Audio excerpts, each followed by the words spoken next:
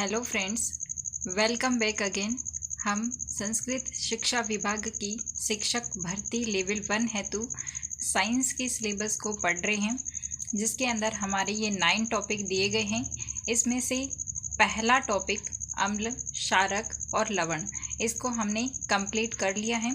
अगर आपने नहीं पढ़ा है तो आप प्लेलिस्ट में जाकर के इनकी वीडियोस देख सकते हैं और इससे अपने इस टॉपिक को कंप्लीट कर सकते हैं। आज से अपन सेकंड जो टॉपिक है तत्व, यौगिक एवं मिश्रण को पढ़ेंगे।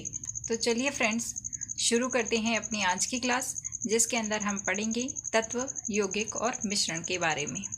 देखिए फ्रेंड्स, ये वाला जो टॉपिक है तत्व, यौगिक एवं मिश्रण वाला, ये टॉपिक अलग से एनसीईआरटी बुक में नहीं है, लेकिन जो 10th क्लास की एनसीईआरटी बुक है उसमें दिया गया है, तो अपन उसमें से भी पढ़ेंगे। लेकिन उससे पहले आरबीएसई की जो 6th क्लास की बुक थी उसके अंदर इसके बारे में कुछ बताया हुआ है, तो वो अपन देख लेते हैं। ओके फ्रेंड्स, उसके बाद में अपन 10th क्लास में से जो तत्व, यौगिक और मिश्रण है उसको भी अपन देख लेंगे। ओके, तो चलिए शुरू करते हैं। देखिए, तत्व, यौगिक और मिश्रण, ये तीनों ही पदार्थ के भाग होते हैं। और पदार्थ क्या होते हैं? हमारे आसपास जो बहुत सारी वस्तुएं होती है, जैसे पेन, कॉपी, ग्लास, कटोरी, चम्मच, थाली, चम्मच वगैरह, इस तरह की जो सारी वस्तुएं जो आप देखते हैं वो सभी पदार्थ हैं, क्योंकि ये स्थान घेरती हैं और इनमें भार होता है। ओके, पदार्थ जो है वो रासायनिक संरचना के आधार पर अगर देखें तो ये इसमें 3 भाग होते हैं, तत्व, यौगिक और मिश्रण। तत्व क्या होते हैं? तत्व ऐसे होते हैं जो एक ही प्रकार के परमाणुओं के समूह से मिलकर के बने हुए होते हैं, यानी कि उसके अंदर जितने भी परमाणु होते हैं वो एक ही प्रकार के होते हैं, तो वो कहलाते हैं तत्व। जैसे सोना, चांदी, लोहा, गंधक, ये सब क्या है? तत्व हैं। किसी भी तत्व के सभी परमाणुओं के गुण समान होते हैं। एक तत्व के जितने भी परमाणु होते हैं उन सब के गुण समान होते हैं।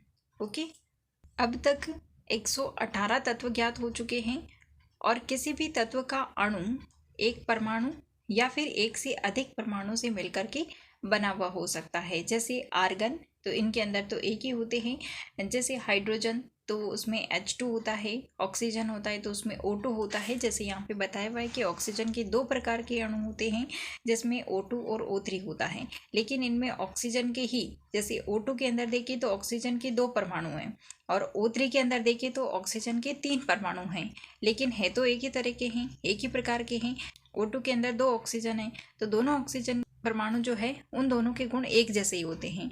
इसी तरह से ओजोन में जो 3 ऑक्सीजन है, तो तीनों परमाणुओं के गुण एक समान ही होते हैं।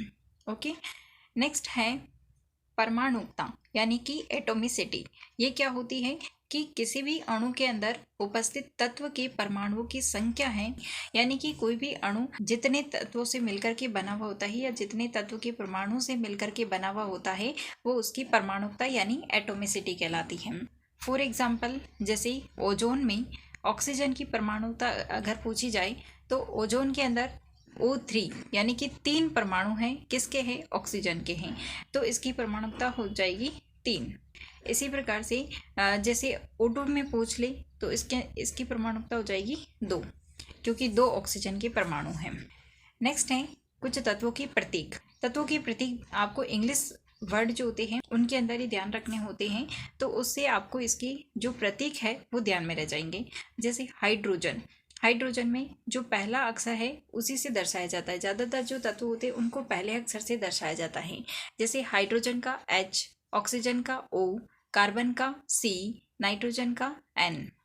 ओके, नेक्स्ट कुछ तत्वों के लैटिन नाम के आधार पर भी उनके प्रतीक दिए जाते हैं और यही ज़्यादा इम्पोर्टेंट है, यही ज़्यादा पूछे जाते हैं फ्रेंड्स, तो आप इनको ज़रूर ध्यान में रखना।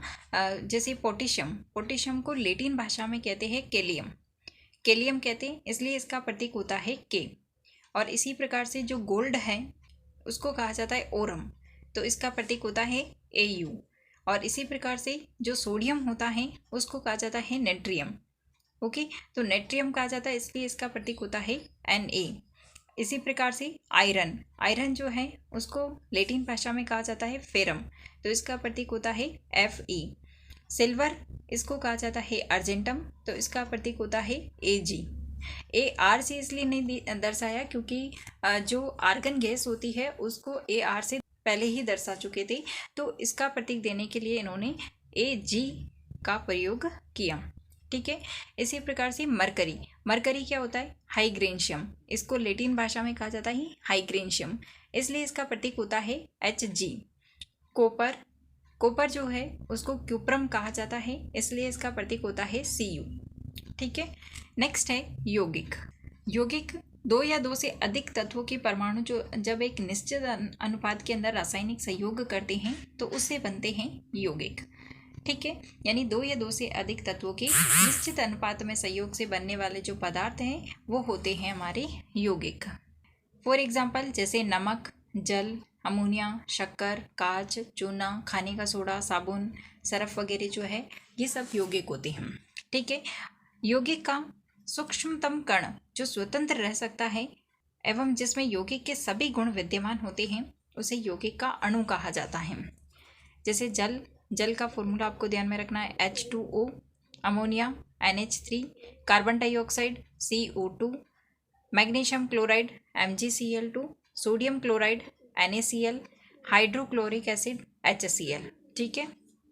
नेक्स्ट टॉपिक है आपका संयोजकता। ये साधारण से फॉर्मूले हैं वो आपको ध्यान में रखना है। ठीक है, जनरली पूछा जा सकता है इनमें से। नेक्स्ट जो संयोजकता है, संयोजकता क्या होती है कि यौगिक बनाते समय कोई भी परमाणु एक निश्चित संख्या के अंदर अन्य परमाणु से संयोग करता है और यही इसकी संयोजकता होती है। यानी परमाणुओं के संयोग करने की जो क्षमता है वो होती है संयोजकता। ओके। नेक्स्ट है मिश्रण। मिश्रण क्या होता है कि दो या दो से अधिक तत्व यौगिक को किसी भी अनुपात में, अगर दो या दो से अधिक तत्वों एवं यौगिकों को किसी भी अनुपात में अगर हम मिला देते हैं तो उससे जो पदार्थ बनता है उसे कहा जाता है मिश्रण। ठीक है। और इनके अंदर अनिश्चित मात्रा के अंदर ये मिले हुए होते हैं।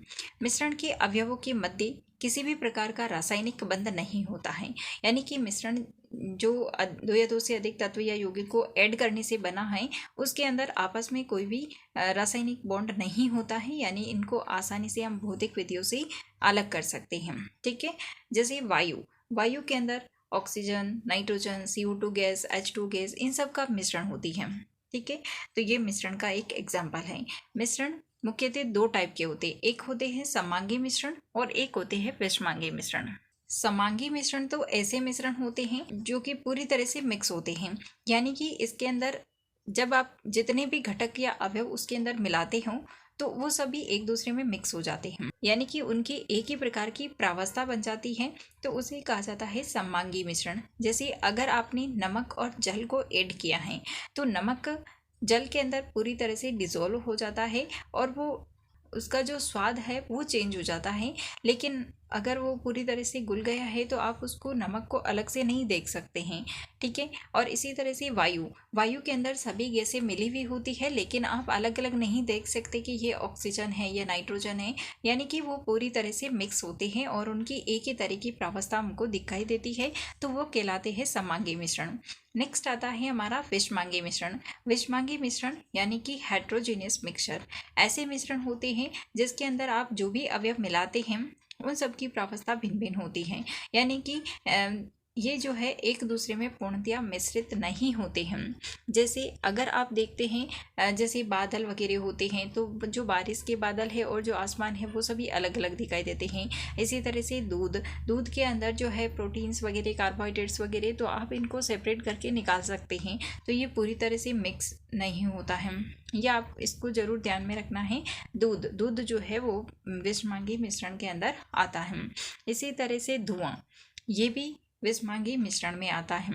नेक्स्ट आपको एक फैक्ट और ध्यान में रखना है कि तत्वों की जो नई प्रतीक प्रणाली है, आधुनिक प्रतीक प्रणाली है, वो किसने दी थी? तो वो दी थी बर्जीलियस ने। ठीक है। तो ये थी फ्रेंड्स सामान्य सी जानकारी जो तत्व यौगिक और मिश्रण के बारे में RBSE की बुक के अंदर दी गई थी। अपन इसको 10th क्लास वाली NCERT बुक है उसमें से भी पढ़ेंगे, क्योंकि पिछली बार जो क्वेश्चंस आए थे वो थोड़ी स्टैंडर्ड लेवल के आए थे, तो अपन इसको थोड़ा सा स्टैंडर्ड लेवल पे भी पढ़ेंगे। ओके फ्रेंड्स, तो मिलते हैं नेक्स्ट क्लास के अंदर। तब तक के लिए thanks for watching this video. जय हिंद, वंदे मातरम।